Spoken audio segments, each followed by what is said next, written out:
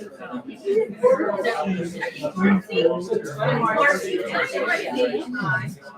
know.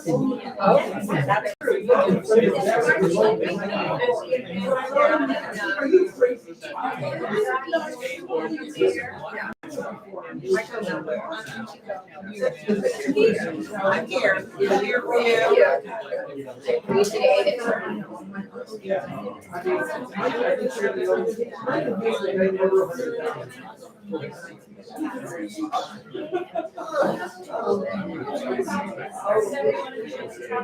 Would you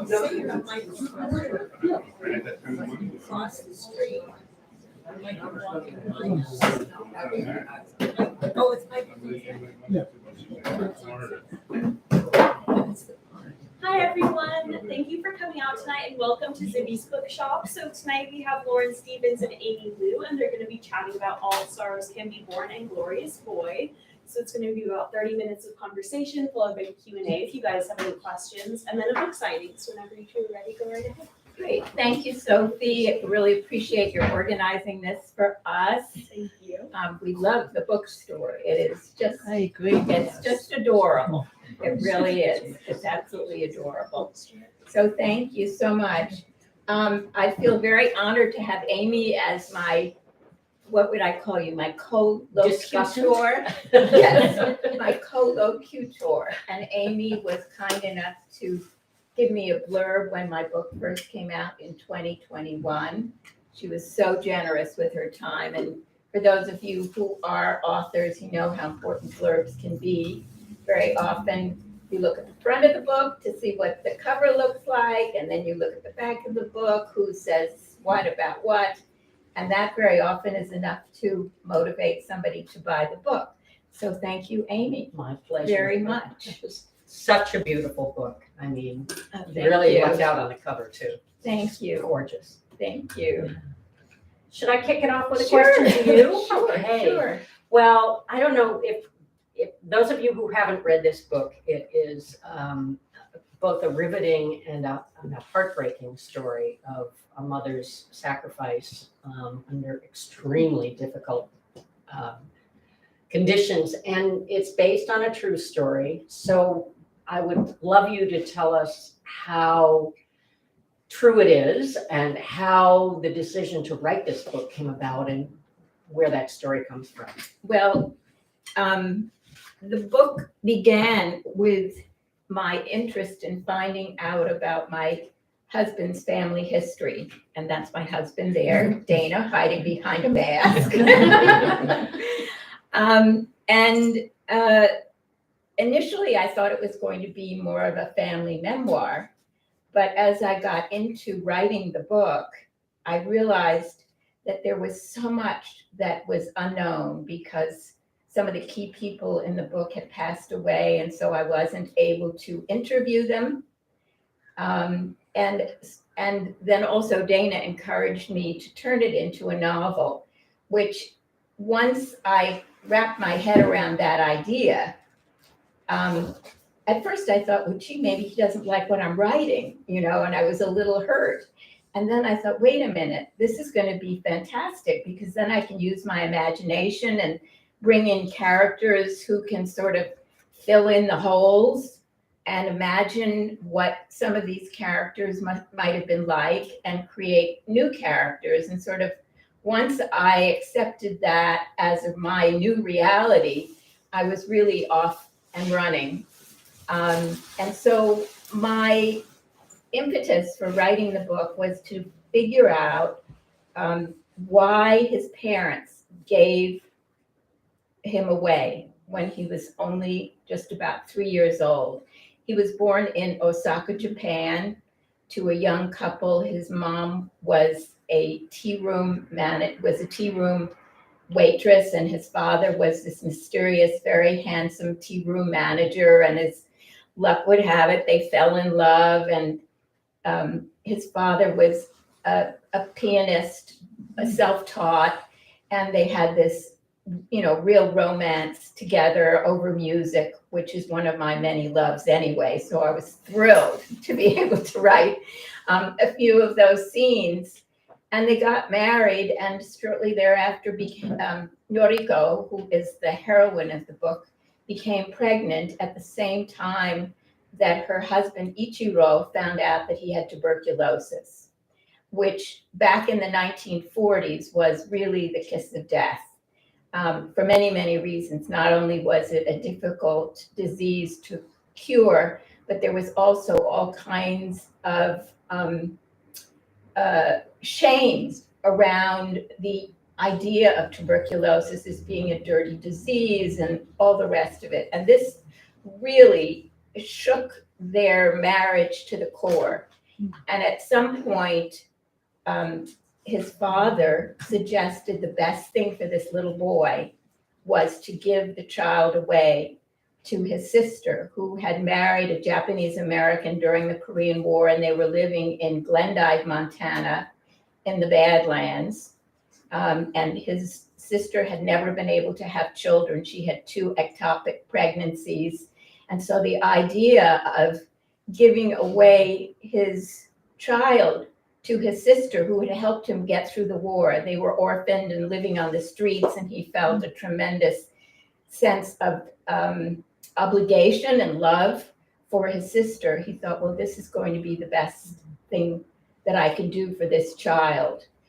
He asked Noriko if she would agree, and in a moment of insanity, which is what she called it, she said yes, that she would give her child away without fully realizing what that would do to the family, to the relationship, to her heart. I mean, the only reason she did it is she thought, well, perhaps this will help save my husband, because he could not withstand the stress and strain of having a child and having to try to have a career, to do anything to support the family. He was sent to a sanitarium.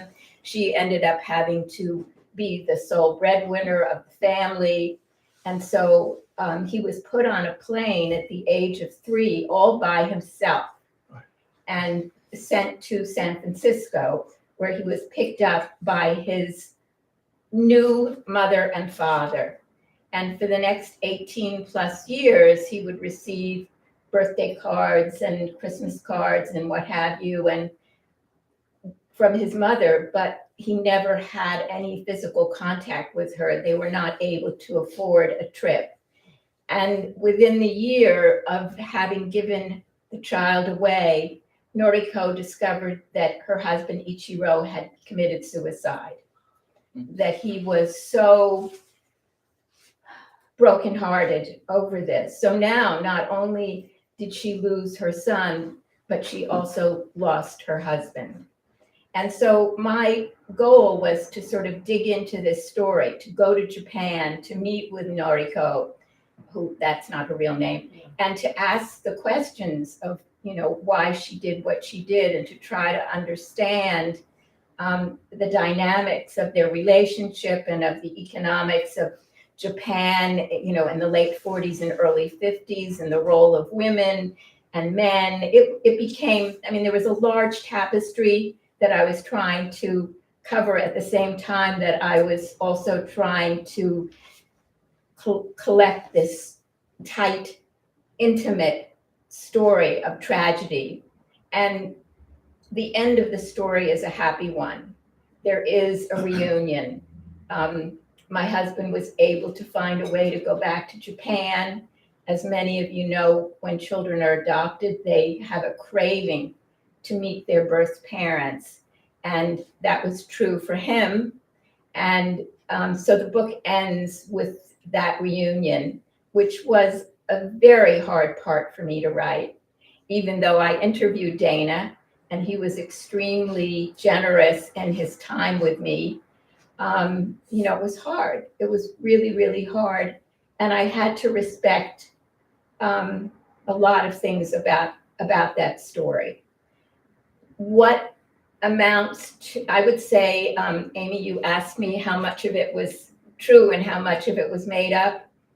As I wrote draft after draft after draft, and for those of you who are writers, 6, 7, 8 drafts is no big deal. So by the 6th draft or seventh draft, I think I would say that probably 70% of the book was fiction and 30% of the book was truly based in fact. But the plot points were pretty much as the story unfolded. So I hope that answers. Sure. I hope that answers the question. The fantastic thing about Aimee and I working together or being together for this is that our two books sort of talk to each other. My book takes place in Japan. Her book takes place in the Andaman Islands and the Japanese invasion, and similar time frame, the early part. And I would ask you the same question. I will say at the outset that Aimee's research was just absolutely unbelievable. The Andaman Islands are very jungle-like, so she had to learn all about the botany of the area. She had to learn about the history of the area. She had to learn about what it was like to be part of this tribe who lived in the forest, the Bia people, and how they communicated with one another. And that whole issue of communication is a tremendously important theme. But again, we have a husband and a wife, both of whom in this case are accomplished professionals. We have a little boy who refuses to speak to his parents. He's completely silent. And the only person that he really has any communication with is one of these members of the Bia tribe, and why that happens. So perhaps you could tell me and tell us what sparked your interest in this very, what I would call esoteric aspect of the World War II history. Well, that's what I thought when I was writing the book. As it's turned out, as so often happens when we publish things that we've been working on forever and ever, when it actually gets published, it turns out that there are 3 other books that are kind of in the same arena. I mean, who could possibly, this is an archipelago off the coast of Burma that was like the most remote corner of World War II. Nobody had heard of it. Part of British India at the time. And I thought, when I found out about these islands and the tribes that went back 60,000 years that had lived there, and the British who had a penal colony there for freedom fighters from India, and then the fact that it was the furthest west that the Japanese came. It was the Japanese occupied the main island of the Andamans, and it was the western front of the Eastern War. But nobody in America had given any thought. We weren't there. The Americans weren't there. And the British had left. So it was completely, the Indians knew about it a lot, but no Westerners did. So I thought I had this completely to myself. And it turns out that there were several other books that cover it from different angles, certainly not the same story that I had, but the history of my getting into this story was sort of a three act play in a sense. I met an anthropologist's wife who told me about the Andamans. She had just come from there in 1998. In 1998, they had just opened them up to foreign visitors. They'd been off limits for a variety of reasons. The Indian government had basically contained it, mostly to protect the tribes, or the few surviving members of the tribes that were still on the islands. And they had just opened it up for, commercial reasons as usual. And she told me about these tribes and about the jungle, the rainforest, and this incredible history of the place. The main town on the islands, Port Blair, was settled in the mid-1800s by the British as a penal colony for the prisoners that had been taken after the Indian Mutiny in 1850. And so they were still rounding people up, and they needed a place to isolate them. So they sent them to these islands, which they called Blackwater, because so many people died there of typhus and various diseases. And they made them build this penal colony that was quite amazing. So I learned all about that, but I didn't have a story. So I had a place without a story, and I kept sort of fumphering around looking for a story. And then one night in 2003, I had a dream. And in my dream, I had these two children, and they were hiding underneath the house in this island place in the middle of an evacuation. And the parents were evacuated, and the children came out, and the young girl, who basically was the root for Nyla, looked around and realized everybody had left, and she had this mute 4-year-old child that she was taking care of, and she was only about 12. And she said, "Oh my God, what have I done?" It took me many years to figure out where that dream had come from, and it came from a very different place in my own life. But I got out of bed and I wrote down this dream, and I knew that I had the core nub of the next novel that I had been looking for. But I didn't have a time. So I had the place and I had the characters, situation, but I didn't have the time period. So I tried it in all these different time periods. I made it up and didn't really know a lot about the Andaman Islands. And we didn't have the internet back in 2003. I went to UCLA to the library and I found everything that I could find, but there wasn't nearly as much then as there is now. So it wasn't until my husband and I went to the Andamans in 2010. We were going to a wedding in India. And so it finally gave me the excuse to go and do the research trip. And while I was there, I know the first thing that you notice when you go to Port Blair is there are all these blood red bunkers all around the shore. And they're left over from World War II. The Japanese put all these bunkers in. And they dot the beaches, and they encircle the island of Ross Island, where a lot of the story takes place. And my guide found all of these books and pamphlets that were locally published that you couldn't find anywhere else on the planet. And they were, the ones that were really gold were written by people who had grown up in Port Blair. And so they, people who were born, in or during World War II. And so they gave me this incredible view into what life had been. And I realized there was an evacuation right after, a couple of months after Pearl Harbor, and literally days before the Japanese invaded. All of the British and the foreigners who were in the capital were evacuated by boat, except for 2 or 3 individuals who I used as characters in the book. One of whom is the basis for the husband in the book, who stays behind when the characters in the book face this evacuation, and the parents are at the pier, and they realize they don't know where their son is, and they don't know where this girl is, and she's taken him sort of by accident, but kind of an intent out of anger. They don't know what to do. The husband forces his wife onto the boat. He stays behind to look for the kids. And the next thing that happens is that the Japanese invade, and everything is shut down and closed down. And then it's on Claire to try and figure out how to save her husband and her child. She doesn't know what happens to them, and the tribes get involved, and it's quite a hunt. And it's interesting, this question of how much of it is true and what's the.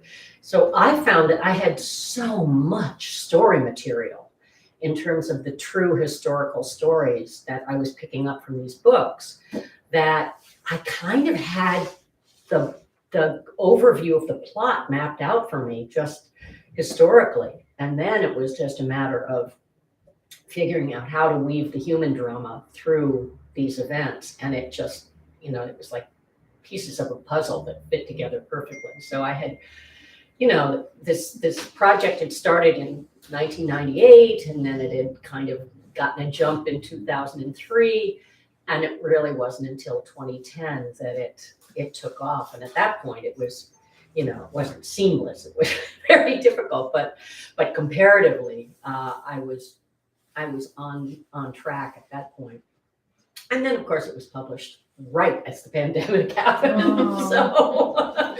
So, it was published in 2020, and probably, unless you're my friend, you probably never heard of it because all the bookstores were closed and the, book review sections were closed and everything. So I'm very grateful for this opportunity. This is practically the only book event I've done for it. We had to cancel a whole long, book tour and everything. So thank Well, you. It's an evergreen, it's a book that has legs. It's historical in many respects. What I loved about the book, there were several things. I loved the character of Claire, who is a budding anthropologist, and her fascination is with communication, and how to communicate with the Biwa people. And of course, she has her own issues of trying to communicate with this son who will not speak to her. And then there's another layer, which is that she's hired to create a cryptic language to help with the war effort. So there's sort of three things that happen here. And the other character who I absolutely adored was Shep, her husband, who is a doctor of tropical medicine. And he goes into the forest to collect all of these incredible botanical specimens that have curative powers. And I found that absolutely fascinating. And I will say that slogging through the jungle, I was so happy that I was home, that I could read this without having to be, part and parcel of it. And I think also too, Aimee, as I tried to do with my book, you explore very much the role of women, and the aspirations of women. I mean, Claire is way beyond her time in terms of, what she wants to accomplish in her life, what she wants to be. And anthropology was a very male-dominated field.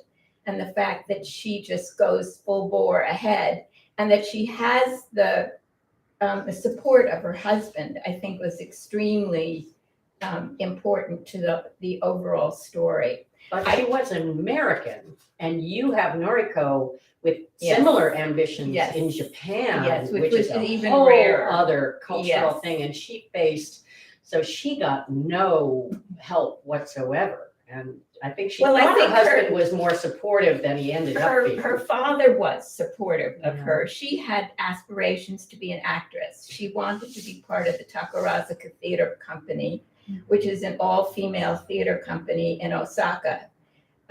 And she took dance lessons, she took singing lessons, she took everything very seriously. Her father paid for all of these lessons, but she made a horrific mistake, which was when she went to go for her audition, which was close to her birthday. At 18, you can no longer try out, and she was close to 18. And instead of trying out for the women's parts, she tried out for the male parts, which tells you something about her character too. She was kind of a macho female, and That's all true? And yes, and she was made fun of. She was made fun of by the director, who said, you have a beautiful face, you have a lovely voice, but you're too short and your voice doesn't carry. And so she became humiliated. And from there, she took this job as, the tea room waitress, as something to do and a way to pay back her father, because she was determined that she was not gonna let him, give her a free ride. I do want to read one quote from some of the wonderful reviews of Aimee's book, poo-poo to COVID.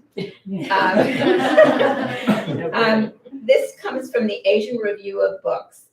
Reminiscent of the tone and atmosphere of Somerset Maugham and George Orwell's ageist-set novels, Glorious Boy is a Second World War story of adventure and loss, uniquely set in the Andaman Islands, one of India's far-flung territories. And I think that opening a world for us is part of what makes writing and novel writing so fabulous, that you can take your reader on a journey, and you can do so from their armchair, they don't have to travel with you. And yet we do have to do the traveling. And I think part of the bargain that we strike as novelists is, being willing to go to some of these out of the way places. Not to say for me that Osaka was out of the way, or Arashiyama or Kyoto. I mean, they're all extremely, lovely, beautiful, elegant, civilized places, but certainly the Ottomans are, True. tough to but travel in. yeah, but not today so much. But I Mhm. mean, so I had to imagine that. But Mhm.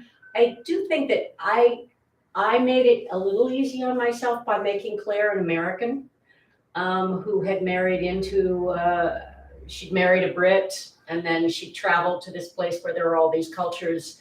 So my primary protagonist had a very familiar American point of view. I had to take her back, to the 1930s and sort of displaced. But my guiding light was Margaret Mead. And so I figured if Margaret Mead could have all of these attitudes and think the way she thought, and in 1930, then my character could too. But you didn't give yourself that out. And you plunged into a world that was entirely Japanese, and all your characters are Japanese. And I would love you to tell us how. I mean, I know you had help, but it's still a really gutsy thing to do. And I would love to know how you. I know you talked to the family. I know you went there and all of that. But how did you get into the cultural nuances and the language and all of that to make it so beautifully true? I mean, I did a lot of research, and looked at a lot of movies that were produced during that time period, and also nonfiction books, and just, completely absorbed myself and looked at the history. I mean, you have to remember that the Japanese women were not given the right to vote until after the Second World War, when American women came into Japan and helped them craft a new constitution. And there are, all kinds of sayings about Japanese women, not wanting to look at the ass of their husband, meaning, they don't want to be behind them. They want to be next to them. And how do they make that happen? How do they make that transition? How do they find their voice? And I wanted to create a feisty character, and I didn't have to do much because Noriko is a feisty character, and it's only when she has all of this defeat that she suddenly loses her guts and spends all of her time trying to buoy her husband and to try to find a way for them to live together. And the whole notion of her making this decision, her mother says to her, "Are you crazy?" I mean, she literally said to her on the phone, "Are you crazy to give up this child?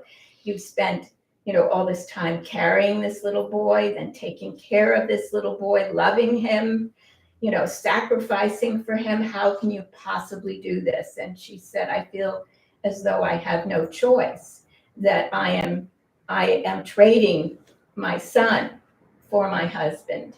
And of course, Ichiro, her husband, says, "We'll have more children," and so she sort of buys into that.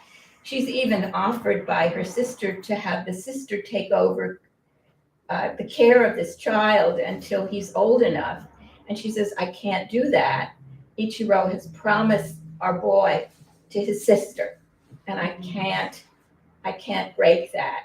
So as the story goes on, she becomes more and more under the thumb of her husband, as it were. But in the end, when you see her later in life, she is able to find her voice, and she is able to find a way to support herself and to be a brave woman. She is a brave woman. And so, I wanted to be true to her spirit. I really wanted to be true to her spirit. it's not easy writing about your family, you know, because there's a lot of need to be respectful and not to spill all the beans, as it were. You know, there are a few secrets that we will take with us to the grave. But when she gave me her husband's suicide note, that was, you know, that was like one of the most breathtaking moments, more so even than the description of how he killed himself. Just to see his words there were extremely tough. I'd love to switch gears for just a minute, or shall we just open to questions? I don't know how we are doing on time here. What your Yeah, we're doing fine. Oh, okay. Shall I ask one more question? I would love to ask of Aimee. Aimee has written several nonfiction books, memoirs, and I'm curious to know how you switch from one to the other. They're totally different animals in a way. I mean, I've been working for many years on a family memoir of my own. And it's a totally different kind of thing. It's at least the kind of memoir I am now trying to write, because I wrote it initially as more with a fictional kind of framework, and a lot of dialogue and a lot of scenes and all of that. And it didn't work. It didn't feel authentic, and it was not getting to the kind of place that I needed it to get. And now I've unpacked it and rearranged it, and I'm going back into it again.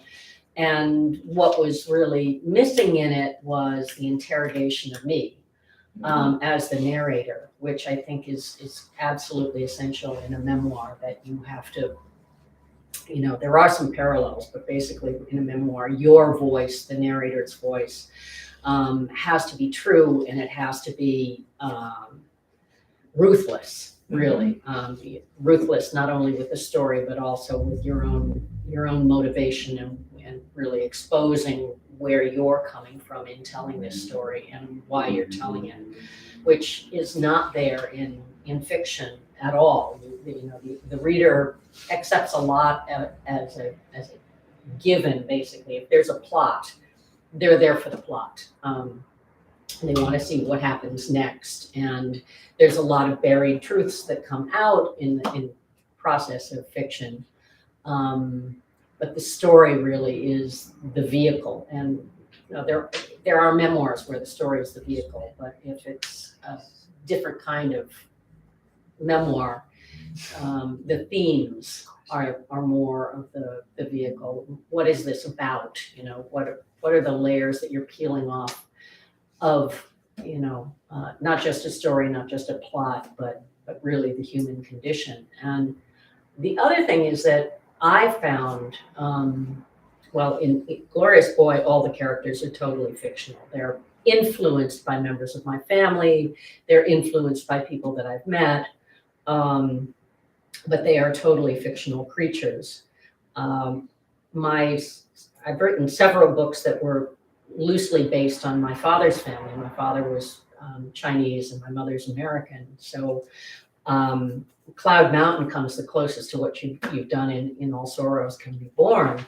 But I had a lot less to work with, I think, than you did, because really everybody was gone by the time I was writing this book. And my father was still alive, but he was incredibly reticent and I am discovering now, he was hiding a great deal that he went to his grave without revealing. And that's what I'm mining now for the memoir. Great. That's exciting. But in Cloud Mountain, I had the nice version, you know, and one of my motivations was that I sort of grew up, for a variety of reasons, hating his mother. His mother was white, his father was Chinese. And the little bit I knew about her, I only met her once when I was a kid, but the little I knew about her did not endear her to me. And nobody in the family really had she didn't seem to be a nice person. And I've discovered since that she was much more complicated and her situation was much more interesting than I gave credit for. But my mission in writing Cloud Mountain was really to go on the great adventure of her life, marrying a Chinese man in 1906 and going to China and living through the warlord era. And I was I drew on a lot of firsthand writing by other women who had married Chinese men and stayed married to them. And they had very good mixed race marriages, and also a lot of missionaries who loved China and were there at the same time. So I took all these people who loved China and used them as the basis for my character. And so I felt much better about the story, but it wasn't true to reality at all. It wasn't honoring, what had actually happened in the same way that your book has. Well, with any book, there are some secrets. Yeah. Right? I'm also referring to two books that I have not yet read that are on your website about your struggle with anorexia. Oh, yeah. Which is an extremely brave thing to do and a very complicated constellation of factors. And yeah. How did you approach that? And well, it's interesting because I am only now, again, in this memoir, connecting the dots between all the Asian American baggage that my family had that we never looked at, my father never talked about, that all this stuff that's below the surface that affects you without you knowing how it's affecting you, and yet this stuff is happening. But I got into it really because I was in the beginning of recovery, really. I thought I was fully recovered, but I was in the beginning of recovery when I read an article in 1977 about anorexia, and it was the first time I'd ever heard the word. Really? Nobody diagnosed it back then. Bulimia wasn't even named until 1979, I think, or 1980 maybe. And I was a fledgling writer, and I read this little article in Vogue of all places and realized that that's what I had been struggling with for 7+ years. And I thought somebody needs to write what that experience is like. And I didn't have the answers. I didn't understand where it came from, but I had my story to tell, and nobody had ever told that story. So I went back and I'd written journals, so I went back to the journals and all of that and wrote that. And then 20 years later, 30 years later, whatever it was, I realized that the science had changed a lot. And in particular, it had come to be known that there's a huge genetic component in eating disorders, but especially anorexia. So then I wrote another book about basically what we know now that we didn't know then. And then I got a flood of mail from people. I got hundreds of letters from people, and the letters all told equally fascinating stories, and they kind of traced the arc of recovery. So I did yet another book that was really just pulled from their letters.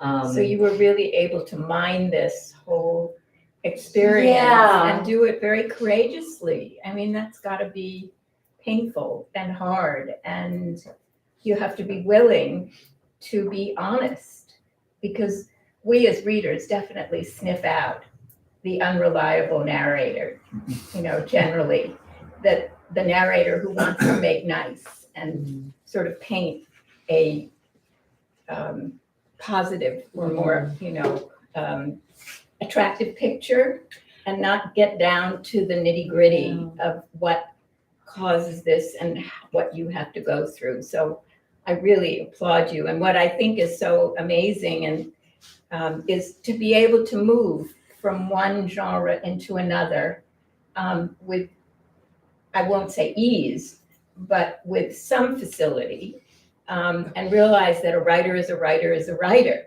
And once you set your mind to write something that you feel passionately about, so long as you give yourself permission to write that book, it's going to come. For myself, I love writing about myself. But I tend to do it in little bits and pieces. I've written lots and lots of personal essays, about being a parent, about being a wife, about being a working woman, about, whatever. I'm sort of now starting to play with the idea of writing a full-length novel, but very closely hewed to my own experience that takes place in New York and in Paris. Who can resist that, right? So hopefully I'll get around to it. But in the meantime, as Aimee also, as we get to know each other, we realize how many things we have in common. Both Aimee and I are also ghostwriters. So we have lots of people coming to us asking us to help them write their books, which is so marvelous because we don't have to worry about the ending. We've got the ending. And it's just the drawing out. And the same issues do come up, the truth issues. How much truth are you willing to reveal and put on the page rather than create a pretty, book all wrapped up in a bow, which really doesn't satisfy anyone.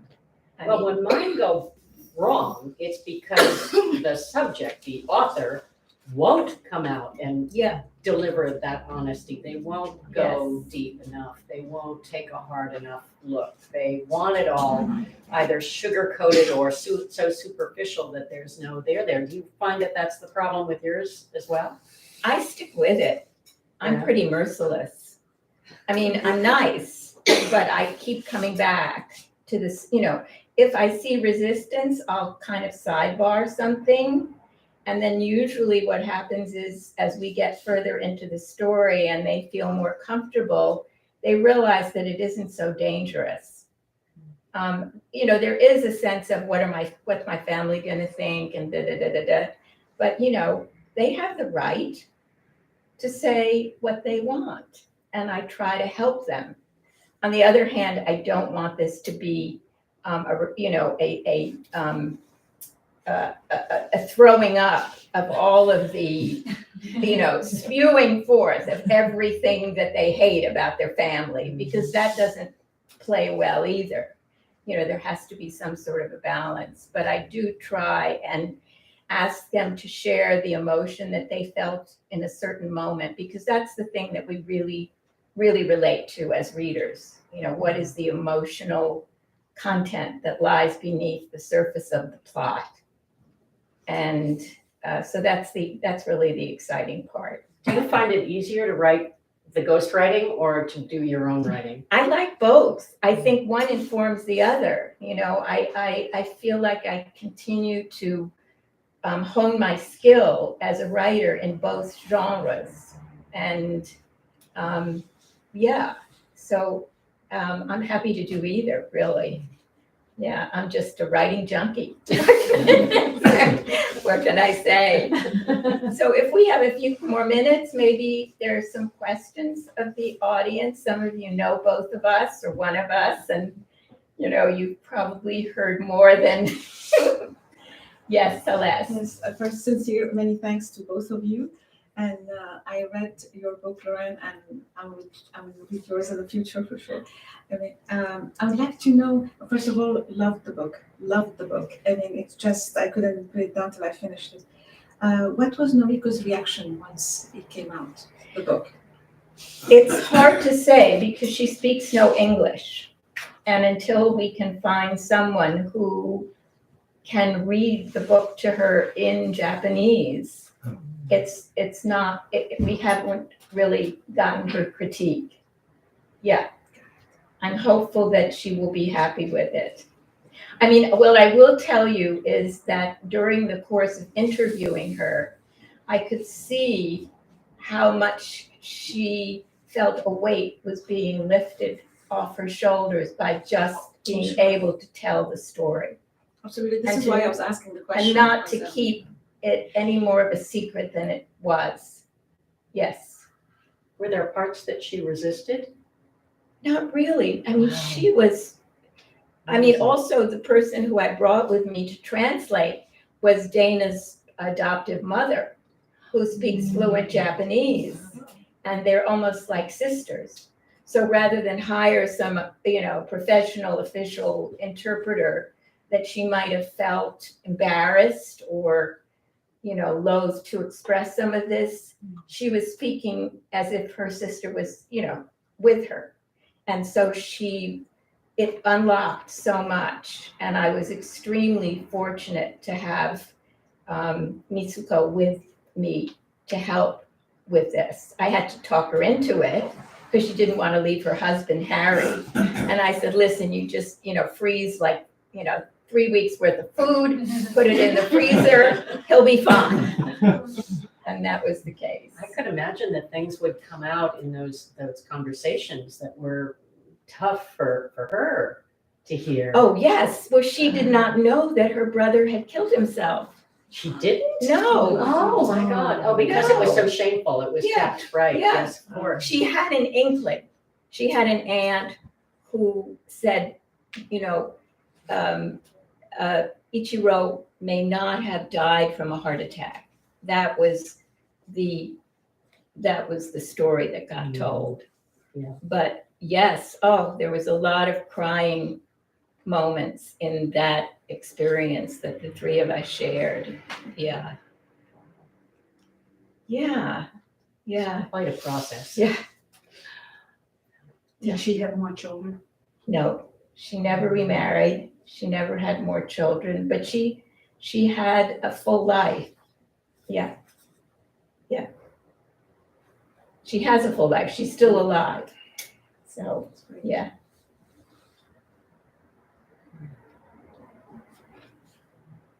Can I raise the ugly issue of appropriation? Sure, go right ahead. No, I'm a victim of it myself, but I'm curious just about your thoughts about it. And I applaud you for doing this, by the way, so. Thank you. I did not even give it a moment's thought while I was writing the book.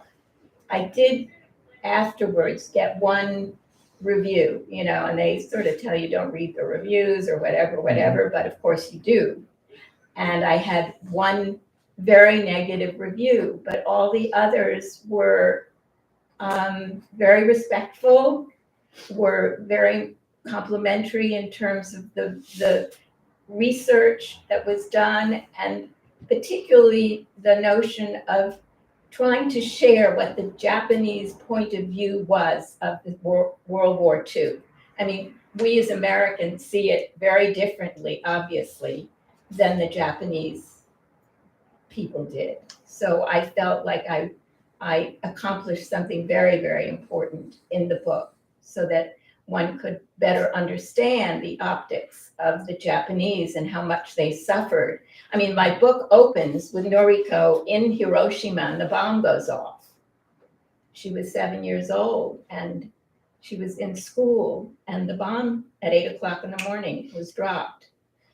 And, what they suffered through, what they, had to struggle to make ends meet. And then, Noriko or Ichiro and his sister living on the street and, so much difficulty and hardship.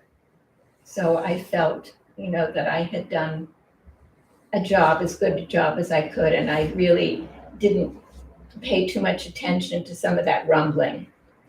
Yeah. May I just ask some of the films you watched? I don't have them with me right now, but I could, they're in the book, and there were there was one about a husband and wife, and the husband does commit suicide. There were some documentaries. I mean, Google can be an absolutely incredible gift to a writer if used correctly, and so I was able to, there was one about a group of Japanese masseur who were blind. I don't know if you ever heard about this, but they were able to give the most incredible massage and curative care to their, I'll call them patients, because they were more than just, I'd like a nice massage to relax, because they were blind. There was also Woman in the Dunes. Do you know that movie? That was incredible. And I use it in the book as a movie that Ichiro goes to see one night when he's just beside himself. And he's just at the point at which he's ready to, give it all up. And he goes to the movies and watches that film. Yeah. When he tells her that they can have more children, did he know at that point that his disease was terminal or that he was going to die? Do you see that as a very disingenuous thing? Well, it depends. I mean, there was never a cure, but there was a way to hold it in abeyance. And so I think it was his idea of wishful thinking, they were both so Not an young. attempt to mislead her or to make her feel better about No, giving the child. And they were so young that Yeah. there was a chance that they could have another child or many children, really. Yeah. So I don't see it as him being disingenuous and being trying to trap her. No. And he loved her so deeply. He did. I felt that very strongly in writing this book. But you be the judge. If you read it, you'll let me know if you think he loved her or not. When we talked about this, we talked about there is a cultural tradition in Japan sometimes of if one sibling can't have a child and the other has a child or gets pregnant, and especially if it's an older sibling, you give your child to that. I mean, this isn't the first time I've heard about this. So it's interesting that never came up in the family. The family did not Not at all. carry that No. tradition at all. No. And as I say, that her mother, just rang the bell and said, "How can you do this?" Yeah, and even her mother's sister said, "I'll take care of this baby until he's old enough to make his choices." Yeah. It's just agonizing. Yeah. Well, we had started with our sort of theme of motherhood and sacrifice. And I think we both really grappled with that theme Yeah. a lot. Yeah. Yeah. Yeah, I mean, in my case, part of it came from, there was a different element of it that goes way back. One of the first books I wrote, two or three of the first books I wrote were on infant development, ghostwriting. And part of it was research that got me into the infant development laboratories. And I just vividly remember being in the lab one day and watching this mother and infant who were not bonding properly at all. And the mother was like a devouring mother, just want all in this baby's face. And the baby was just like, you could tell was just in agony. It was like temperamentally, they were completely mismatched. Now, I didn't really fully understand it at the time, but because of the book that I wrote, of doing all of this research on genetic temperament, we're born with certain temperaments.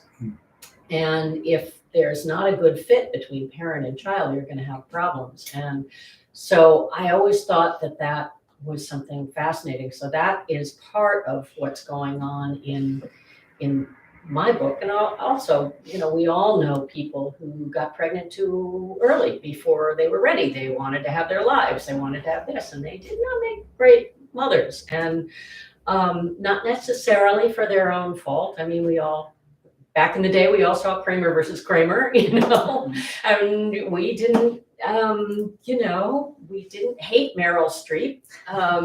We understood her. It was hard to forgive her, but we didn't hate her for walking away. So that was kind of in my cauldron. But of course, then you have the awful situation of, you love this child, but you can't connect with it. And you kind of resent the child, and it turns into this maelstrom of conflict, which of course is great for for drama. Well, I think you did a great job of showing that, of showing Claire's frustration. I mean, here she is, the anthropologist whose specialty is communication. Right. And she is unable to communicate with this child who keeps pushing her away. And the only person he really can communicate with is this child who grew up in the forest, this Well, Biwa she child. didn't. She didn't. She was descended Yeah. from them, but Yeah. she grew up in the town. Uh-huh. But she But that had was her ancestry. She had some Yeah. of that in her ancestry, and Yeah, and they just bonded. They're on, again, on this temperament thing. It's almost like having different frequencies. We operate at different frequencies, and these two kids just happen to be at the same frequency and very different from Claire's frequency. but I And so- also think with Claire, she had a tremendous ambition. Yeah. For her own career. And she was only 23. Yeah, she Yeah. wanted to be kind of I don't think she said it, but we thought of her as being maybe another Margaret Mead. Yeah, yeah, And all of a sudden she finds herself pregnant, and now what? yeah. You know, without the support of her family and with her husband going off into the jungle, and here she is. So, and some women maybe can do it better than others. Maybe it's just not in their DNA, or maybe they need to have, to connect with their children when they're older. Who knows? But, So yeah. I wanted to ask you about your, this decision for the mother to give up her son. How do you go into, because it seems like the decision is this cusp between the tradition of wanting to honor the husband and having, women to bear that in Japanese culture. And then you have, the desire and all that needs to be the mother and to honor all of that. And do you go into the culture enough about that dichotomy to kind of put you in the position of her when she makes that decision? How does that come about? I don't know if that's clear. I'm not sure I understand your question, Tom. I think I tried to get into Noriko's head, and I tried to think about the decision she had to make from a cultural perspective. Does that? That's kind of Kind what I of was asking, answer is your how much question. of that weight of the cultural perspective? Yeah, You I said took honor a and lot husband of and that doing all into that. account when I thought of her making this decision. Was it sort of a Sophie's choice? In a way, yes, except it wasn't two children. Right, but it was her husband and the Yes, her child. husband versus her son. Yeah, Which is I have a question unusual. for you. How long did you suffer with your anorexia, and are you done with it? Oh, God, yeah. I understand it's not always the case that you can just end it. No, I mean, there are different degrees Mhm. for sure, and there are also people who get much sicker and And have people more- die from it. I mean, It's got the highest mortality rate of That's what I any mean. mental illness. Yeah. But I was, like a lot of teenagers. It was 7 years when I was a teenager, and there were lots of different aspects of, what was going on. I started to come out of it when I was in college, and then. and it never recurred. Yeah, little bits and pieces, but not in any serious Dangerous, not in way. any dangerous form. No. And I have met people who were hospitalized. I was never hospitalized. We lost a girl in high school who was a year ahead of me and one that was a year behind me. Both died. There was like in the 1960s and early 70s was the beginning of kind of the mass outbreak. It was the Twiggy era. And, so you had the role modeling going on, and then you had a lot of social and familial upheaval in the 60s as women's roles were changing and the sexual revolution and all of that. And I think that sort of created more of the anxiety and the stress that sort of underlies all of this stuff. Did you need help or did you do it on your own? There was no help in those days other than throw you into the hospital for very serious, radical kind of feeding tubes and that kind of thing. And I was not that sick. I was not sick enough for that. And I did ask for, I wanted to see a therapist. I wanted to see a family therapist, which is a certain kind of family therapy is the best therapy, most proven therapy for anorexia, to the extent that there is one. And my mother absolutely would have none of it. She just, you don't trust psychologists. You don't let them in the door. You don't let them, you don't air your secrets. So she, that was not. So No. you must have felt very alone with your disease. God, yeah. I mean, I was, it was the kind of thing where you could spot the other girls in the class who were anorexic, and so you knew you weren't the only one, but you didn't really talk to them or anybody else. It's a very isolating disease. And did they know that you have it? They knew that I was a pain in the ass and that I was just obnoxious because I wouldn't, it was not a very forgiving time for that kind of thing. And, we know a lot more about it now. People are much more enlightened, but not everybody. There are still a lot of parents who view this kind of thing as the child's fault, and a choice. So it's a different time. So that was part of why I wrote the book, was trying to open people's eyes to, this is not, it's a little bit like people say you have a choice to be gay, and we see a lot of that today. I mean, you look at the lives that come with people who are gay or trans. You look at the suicide rate and the murder rate, and you think, why on God's earth would anybody choose this if they didn't, it's just insanity. And eating disorders is the same thing. I mean, yes, everybody's going to line up and choose to be that miserable. No. But anyway, so that was why I wrote it, because, this is not fun. It wasn't fun. It wasn't a choice. It was just total confusion. Well, we'll look forward to your family memoir. Oh God, I hope I can Yes, finish it one of these days. It's definitely. been going on forever. And I hope you'll look forward to my New York, Paris romance. Absolutely. You have the title? I don't. We'll have to work on that, Celeste. Yeah, I don't know yet. One more. Since both your books are about abandonment in a sense, have either of you ever abandoned a novel? Abandoned I writing. certainly have. I've abandoned a client who I was unable to work with, but I haven't gotten far enough into a novel to feel as if I've abandoned it. This was my first full novel, and so the New York, Paris will be my second one, and hopefully it has enough legs that it will carry me through to the end. Yeah. Aimee? Oh God, the first novel that I wrote, my agent told me to either burn or bury and never show to another's soul.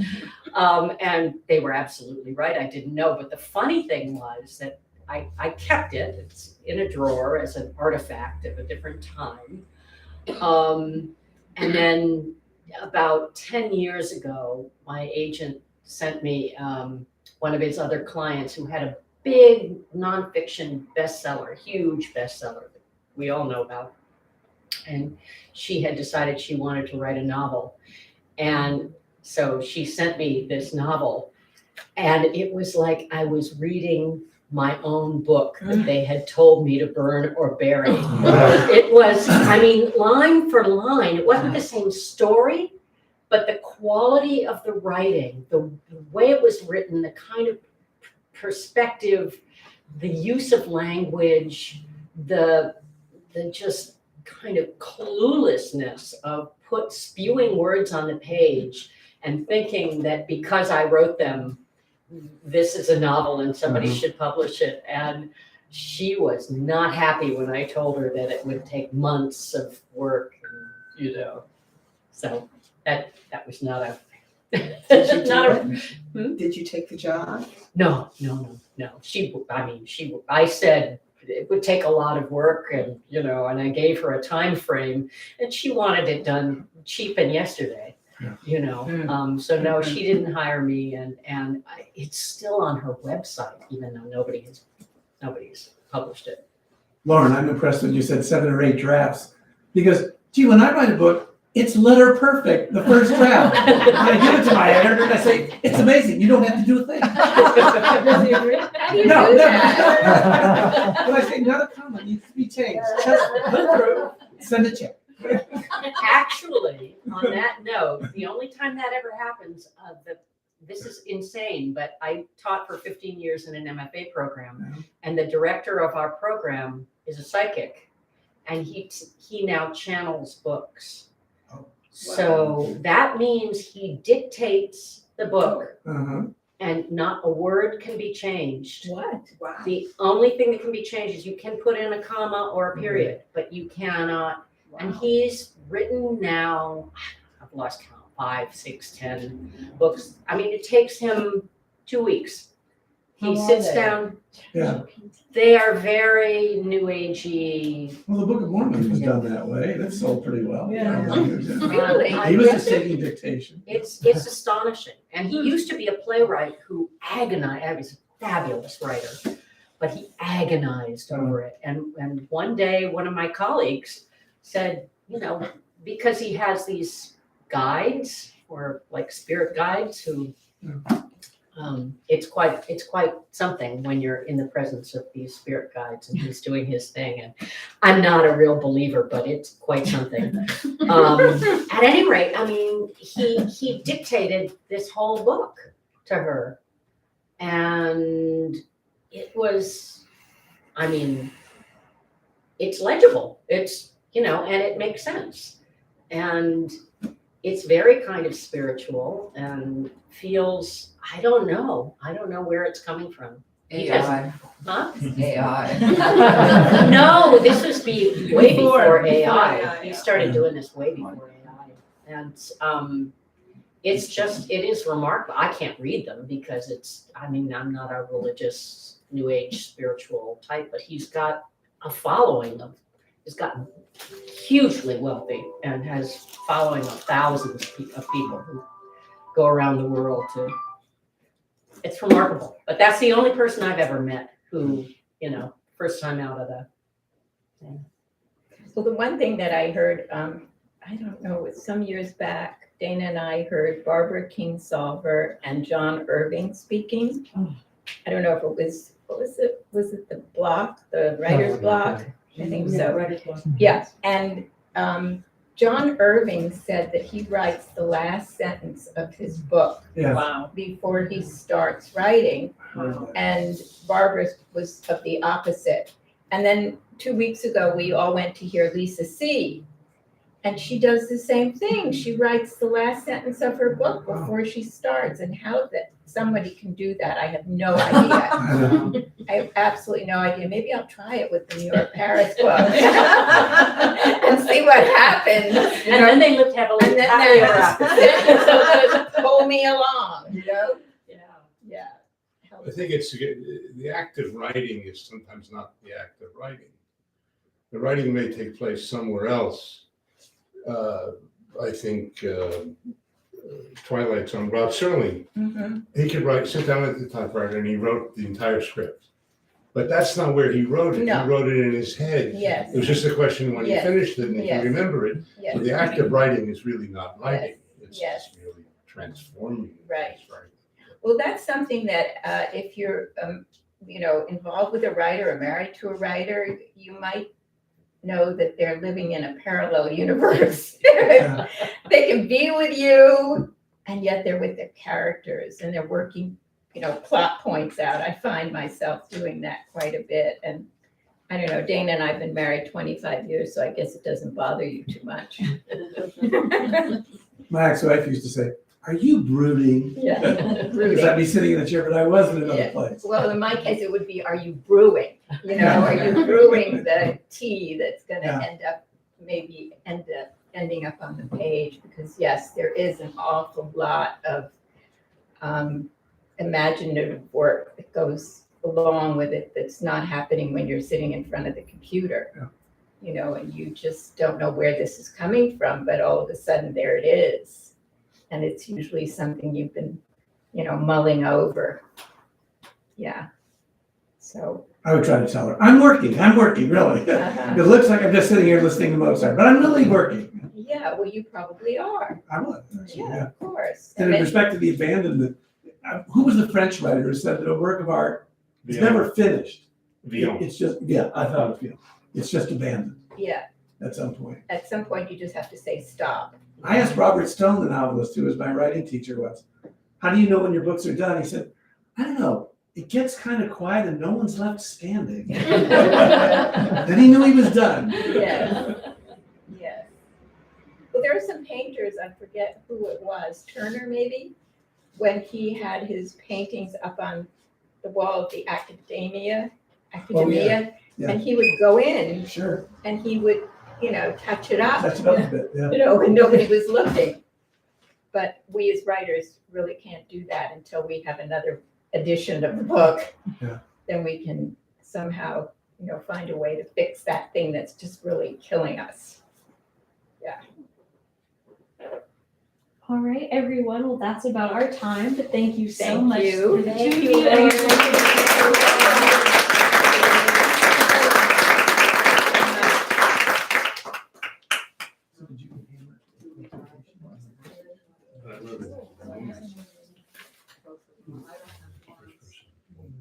Yeah, I think that, do they want us to sign anything? Can I borrow one of those?